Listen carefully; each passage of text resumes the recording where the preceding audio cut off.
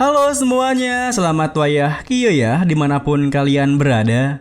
Kembali lagi bersama Mamang dan di video kali ini kita bakal lanjutin manhwa Ahli Pedang Keluarga Tang. Kita masuk di part 21. Di awal video ini, siang hari itu terlihat Ijon yang memasuki ruang perawatan Pak Taeho dan membawa senampan makanan. Master Taeho, apa Anda di sana? Saya membawakan makanan dan sup obat untuk Anda. Pak Taeho yang tengah bersama dengan Hyun So pun tersenyum mempersilahkannya masuk, hingga Ijon langsung menanyakan keadaannya. Bagaimana kondisi cedera dalam Anda? Pak Taeho membalas, berkatmu sudah jauh membaik. Sup obat yang kakekmu siapkan sangat efektif. Awalnya, ku dengar tidak hanya tanaman herbal, tapi juga tanaman beracun digunakan. Aku ragu untuk meminum pada awalnya, tapi setelah diminum, cedera dalamku jadi sangat membaik. Bahkan, sang kepala keluarga yang memasakkan sup itu terkejut dengan kecepatan pemulihanku. Kalau terus begini, aku akan bisa kembali ke sekte utama segera. Mendengar semua hal itu, Ijon pun tersenyum senang menimpali. Syukurlah Anda sudah membaik. Namun, di saat Pak Taeho memakan makanannya, Hyun So yang mendengar suara ribut-ribut di luar berkata, ngomong-ngomong, hari ini agak berisiknya di luar. Apa yang sedang terjadi? Ijon menatapnya, membalas, aku rasa karena keluarga Jaegal telah kembali.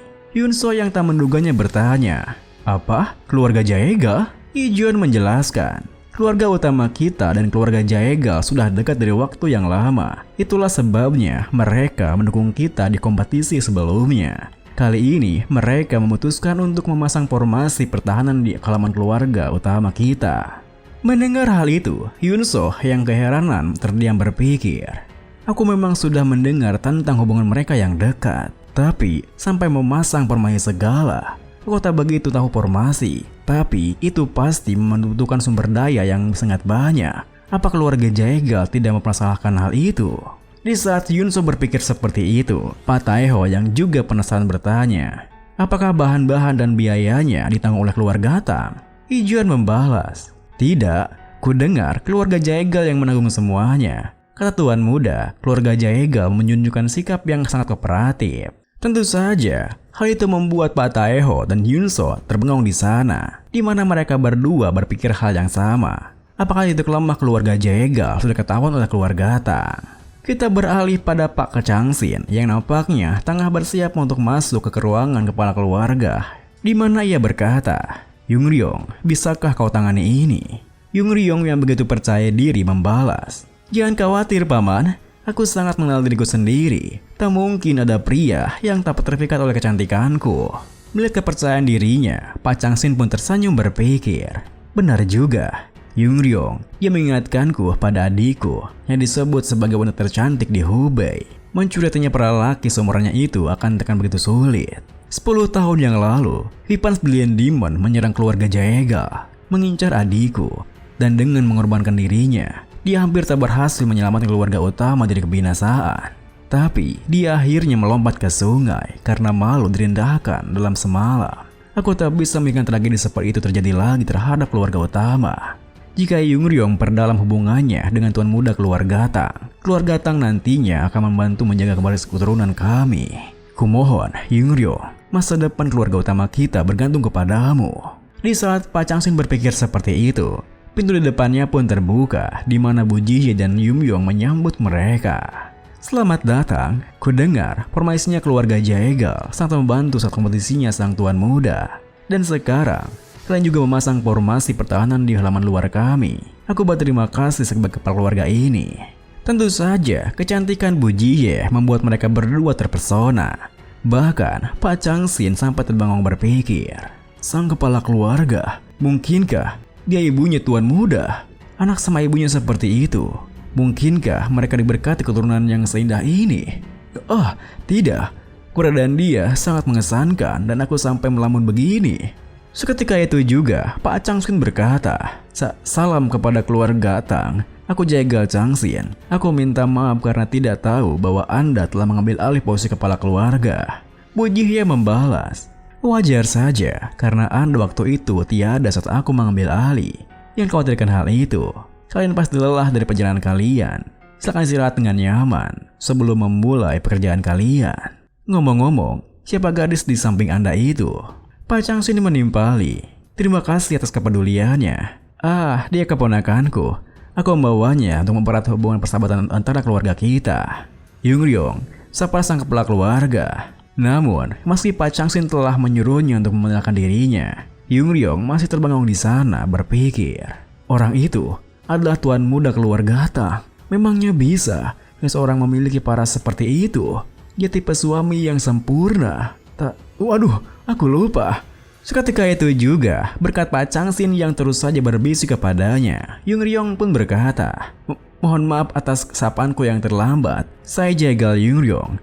Meski terlambat, di dalam hatiku, ku ucapkan selamat atas Anda menjadi kepala keluarga. Ujihye pun tersenyum membalas. Ya ampun, gadis yang begitu sopan. Terima kasih. Dia sangat cantik. Semakin dia besar, banyak pria muda yang akan bergebar hatinya karena dia.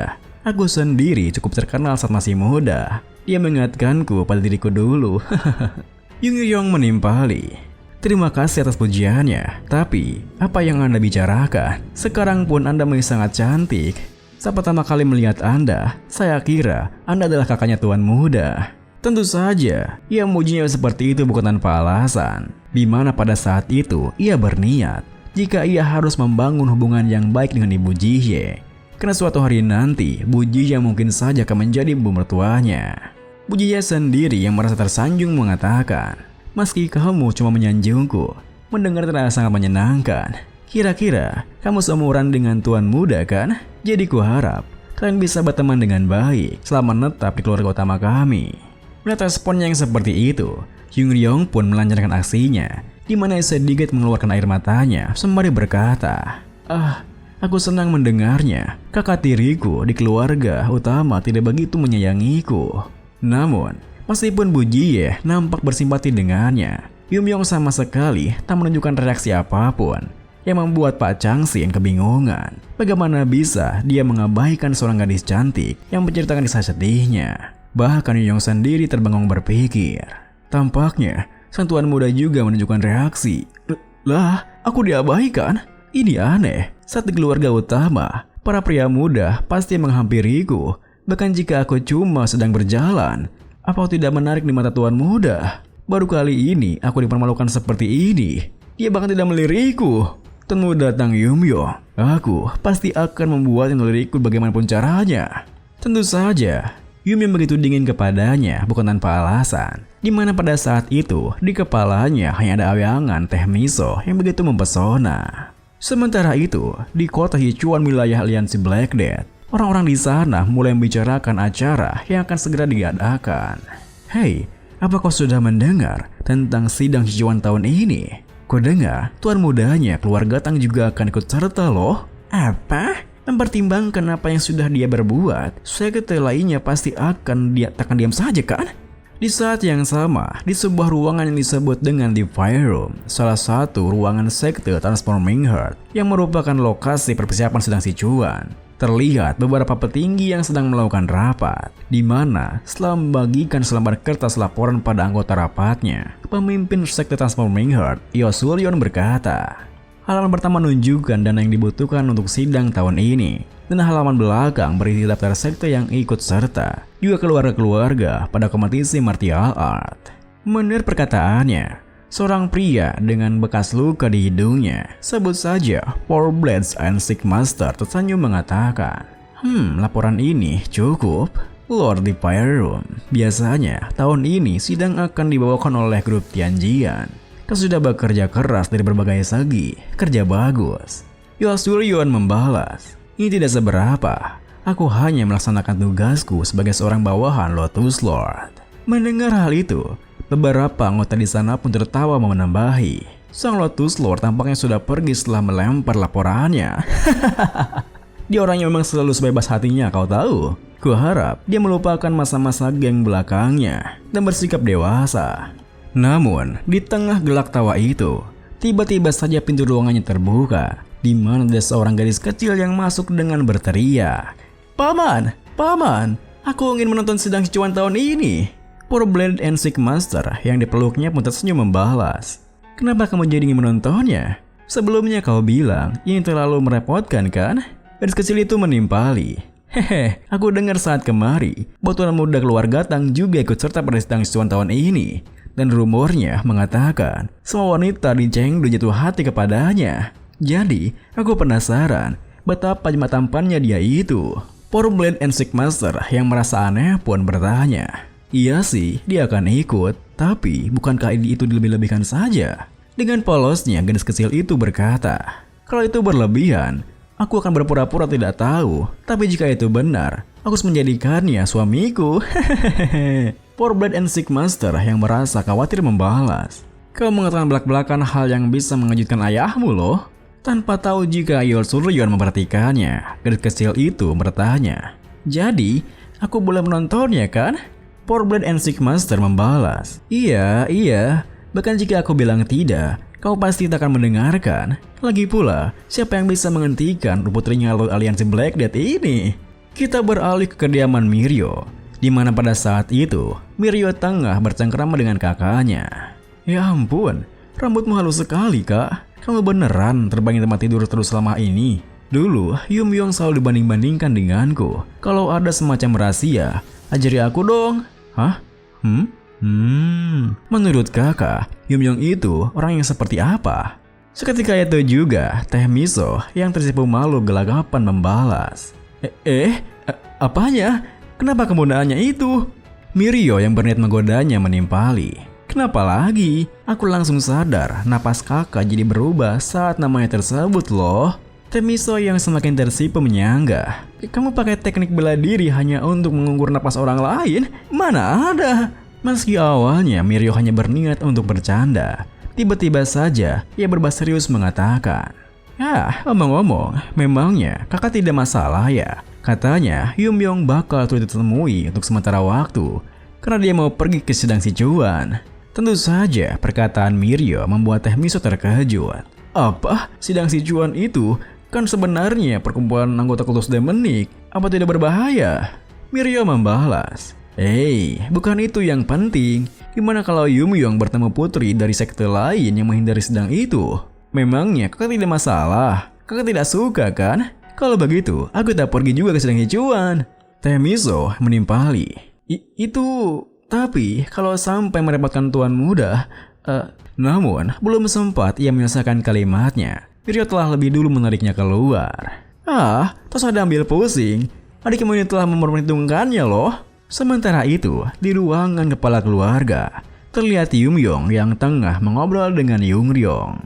Jadi, kamu pergi ke sidang Sichuan sebagai pelayan ya? Yung Ryong tersenyum membalas. Iya, aku dengar penerus sekte-sekte akan bersaing untuk memberikan pengaruh di Sichuan. Aku penasaran saja seperti apa kompetisi itu berlangsung. Mendengar perkataannya, Yum Yong yang nampak kurang suka dengannya menimpali. Seharusnya tak jadi masalah sih. Kami sudah diinformasikan kalau satu pengawal dan satu pelayan diperbolehkan menemani. Tetapi asal tahu saja, perjalanan ini bukan untuk senang-senang loh ya. Yung Ryong yang berniat akan melakukan segalanya untuk memenangkan hatinya pun mengangguk mengiyakannya. Namun, bersamaan dengan itu, tiba-tiba saja pintu ruangannya terbuka, di mana Mirio muncul dari sana. Punten Mang! Seketika itu juga, Yum Yong menatapnya berkata, aku sudah merasakan ada yang datang. Tentu saja kau orangnya. Sembari melangkah masuk menarik Teh Miso, Mirio membalas, Ya, yang lebih penting, kakak mau bilang sesuatu padamu. Teh Miso di belakangnya menimpali. Hei, kamu tidak sopan pada tuan muda. Tentu saja, Mirio tak mempedulikan hal itu. Ditambah lagi, pertanyaan segera tertuju pada Yun Yong di sana, hingga mereka berdua saling bertatapan tajam, menanyakan identitasnya masing-masing.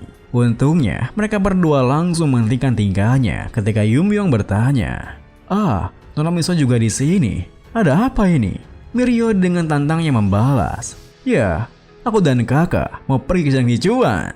Tentu saja perkataannya membuat Yung Yong dan Yum Yong terkejut. Hingga di saat mereka berdua duduk di sana, Yum Yong bertanya, jadi Mirio, kau ingin menemaniku sebagai pengawal dan Nona Miso sebagai pelayan? Mirio bersenyum membalas, Iya, katanya boleh bawa satu pengawal dan satu pelayan kan? Aku dan kakakku pasti pas sekali buat ini kan? Mendengar hal itu, Yung Ryong yang diam-diam percikan mereka berdua berpikir, ngomong apa dia ini? Sikapnya juga, apa dia kenal dengan tuan muda? Terus, apa-apaan wajahnya itu? Penampilannya satu kelas dengan kepala keluarga Tang. Kalau ku pergi bersama wanita semacam dia, rencanaku dan posisiku akan terancam. Di saat Yung Yong mencemaskan hal itu, Yung Yong berkata, Miryo, dengan senang hati kau boleh menemaniku sebagai pengawal. Tapi soal posisi pelayan itu tidak bisa. Sudah dijanjikan dan menepatinya. Tentu saja perkataan Yung Yong membuat mereka bertiga terkejut. Meskipun dalam sudut pandang yang berbeda, di mana Yung Ryong merasa mungkinkah yang dijanjikannya itu adalah dirinya. Sedangkan Miryo dan Teh Miso penasaran siapakah orang yang telah dijanjikan itu. Apa? Kenapa? Kalau kau tidak mau membawa kakakku, aku juga tidak akan ikut. Yung Yong yang bersikap begitu tenang membalas. Berarti apa boleh buat? Ambil seorang dari penjaga yang lain saja. Tentunya sikapnya yang seperti itu membuat Miryo merasa kesal. Ditambah lagi, Tang Miso di sampingnya yang sebenarnya merasa kecewa. Bahkan sampai meneteskan air mata berkata, Tak apa, Miryo. Kau pergi saja dan pulanglah dengan selamat. Mungkin kelihatannya tidak seperti itu. Tapi aku tidak keberatan kok. Pak Tuan Muda bilang tidak. Kita tidak bisa memaksa. Seketika itu juga, Miryo yang tak tega dengan kakaknya langsung menatap Yung Yong menekankan. Hei, ikut denganku sebentar. Yung Yong yang tak bisa menolaknya pun akhirnya mengikutinya. Di mana di luar ruangannya, Miryo yang begitu jengkel mengatakan, Menurutku, kau itu sangatlah hebat, Yung Yong. Mampu melihat dirimu itu luar biasa. Penilaian serta ketegasanmu juga mengesankan. Tapi kenapa? Rasa kepekaanmu itu kecil sekali. Kau tidak tahu demi siapa kau melakukan ini kah? Kenapa kakakku tidak bisa ikut? Bukannya kau juga punya perasaan padanya? Saat diberikan kesempatan, kenapa kau malah berusaha menjauhkannya darimu? Yung Yong pun menjelaskan, karena ini bukan perjalanan untuk senang-senang. Jalanan ini akan menjadi medan tempur. Kita tak akan pernah tahu apa yang akan terjadi saat kita berbentrokan dengan pewaris kultus demoni. Kalau kakakmu ikut dan belum terpapar bahaya yang tak bisa diatasi olehmu ataupun diriku, siapa yang akan bertanggung jawab? Apalagi di sana wilayah aliansi Black Death. Boleh jadi kita harus menghadapi aliansi sekte. Dengan tubuh rapuhnya yang sebelum sepenuhnya pulih, kita akan mampu mengenangani semua ini. Mendengar penjelasannya, Miryo yang merangkatri kekhawatirannya pun membalas. Baiklah. Omongan masuk akal juga. Kalau begitu, apa boleh buat? Tapi, aku tetap akan ikut. Yung Yong menimpali. Apa? Bukannya barusan kau bilang, kau takkan pergi kalau kamu tidak ikut? Miryo menegaskan. Ya, itu tadi. Mana bisa aku bertanyakan ikan pada kucing liar? Tentu saja, Yung Yong sama sekali tak mengejar pikirannya. Meskipun begitu, Yung Ryong sendiri penasaran apakah mereka tengah membicarakan dirinya. Beberapa jam kemudian, di kala hari mulai senja, Pak Chang Xin yang begitu mengantuk dikejutkan oleh kehadiran Yung Yong di belakangnya. Kerjaannya sudah beres kah? Kok sampai mengantuk banget gitu?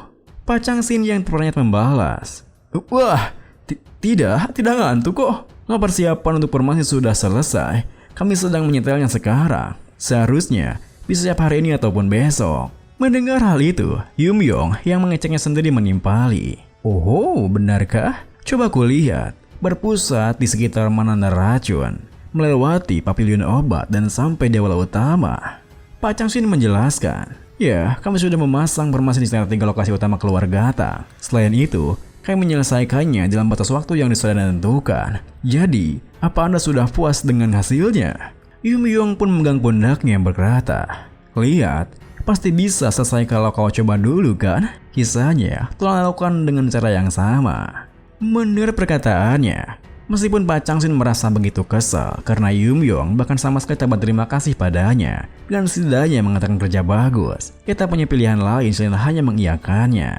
Yung Yong sendiri pada saat itu berpikir, ini jauh lebih bagus dari perkiraanku. Dengan ini, kalaupun ada gangguan saat aku sedang pergi, kami akan terlindungi dengan baik. Sekarang, kisahnya adalah saat kemudian, di ruangannya, Yung Yong pun menemui Elder Jiryong yang telah menunggunya. Kenapa Anda memanggilku kemari, Tuan Muda? Kita kurang cukup mengenal untuk saling berbincang, bukan? Yung Yong pun membalas. Ku dengar, kau sangat cakap dalam berpedang dan naik ke posisi Elder. Aku juga berlatih ilmu pedang. Karena itulah, aku kepikiran untuk mengajakmu mengobrol. Menurut perkataannya, Elder Jiryong yang merasa heran menimpali. Teknik berpedang yang Anda tunjukkan hari itu adalah tingkatan yang belum pernah aku capai. Aku sepenuhnya sadar dengan jarak antara kita berdua. Yumyong melanjutkan, tentu saja, dengan kemampuanmu, kau sama sekali tak mendekati levelku.